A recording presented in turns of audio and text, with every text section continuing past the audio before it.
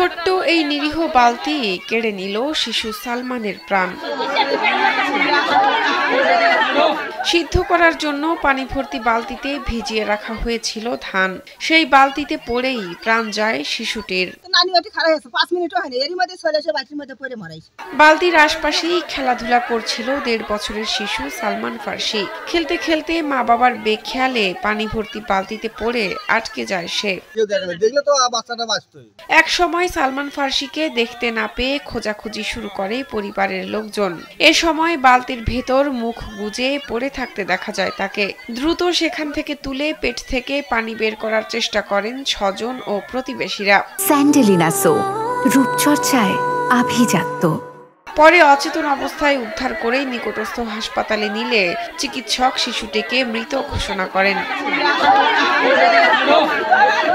হৃদয় বিদারক এ ঘটনা ঘটেছে গাইবান্ধার পলাশবাড়ী উপজেলার 5 নম্বর মেহেদীপুর ইউনিয়নের গোয়ালপাড়া গ্রামে। শম্পা ও মানিক দম্পতির 3 সন্তানের মধ্যে সালমান ফার্সি ছিল সবার ছোট।